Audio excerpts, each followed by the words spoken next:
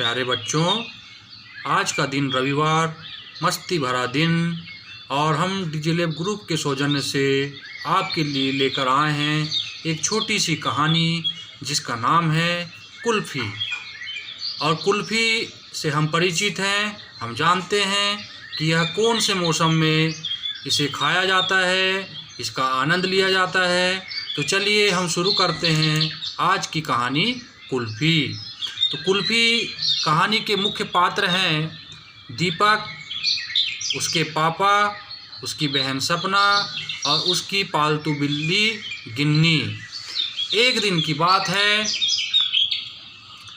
सपना और दीपक के घर के पास से एक कुल्फ़ी वाला कुल्फ़ी ले लो ऐसा घंटी बजाते हुए जा रहा था।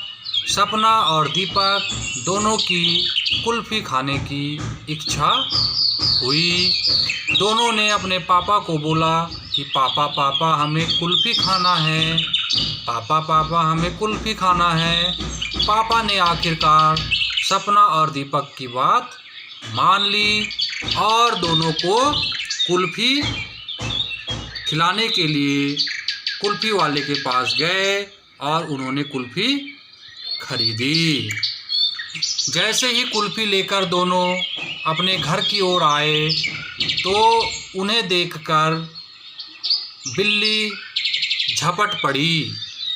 चूँकि बिल्ली को कुल्फ़ी का स्वाद नहीं पता था, इसलिए जैसे ही बिल्ली आतुर होने लगी खाने के लिए तो दीपक ने उसे आइसक्रीम का थोड़ा सा टुकड़ा तोड़कर दिया।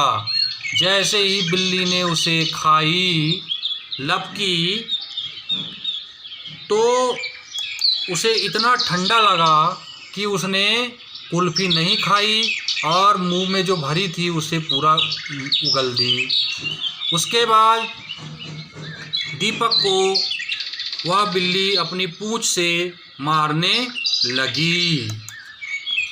आगे गिन्नी बिल्ली जो थी उसे ज़्यादा ठंडी लगने लगी, उसका मुंह एकदम ठंडा हो गया, उसके दांत कनकनाने लगे, तो वह ज़ोर ज़ोर से चिल्लाने लगी, म्याऊं म्याऊं म्याऊं।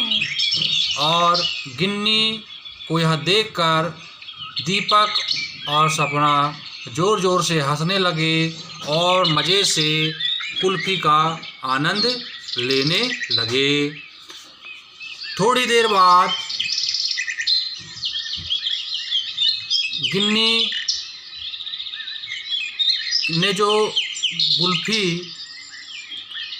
बाहर रखी थी, जिसे उसने मुंह से उगल दिया था, वह पिघल गई और उस पिघली हुई कुल्फ़ी को गिन्नी मज़े से चाटने लगी। इस प्रकार से बिल्ली ने भी कुल्फ़ी का आनंद लिया, लेकिन जब गिन्नी बिल्ली ने कुल्फ़ी को चाटा तो उसकी मूंछ कुल्फ़ी से रंग गई और इसे देखकर सपना और दीपक ज़ोर ज़ोर से हंसने लगे। इस प्रकार से कहानी हो गई ख़त्म। अब हम आपको कुछ प्रश्न पूछेंगे। प्रश्न हैं, बच्चों के लिए कुल्फ़ी कौन खरीदता है? जैसे आपके यहाँ भी कौन कुल्फ़ी खरीदता है, आपको पता है। दूसरा प्रश्न, आपको क्या लगता है बच्चों को जब कुल्फ़ी मिली होगी तो उन्हें कैसा लगा होगा? अगला प्रश्न, दीपक ने अपनी कुल्फ़ी किसको दी? उसने ऐसा क्यों किया?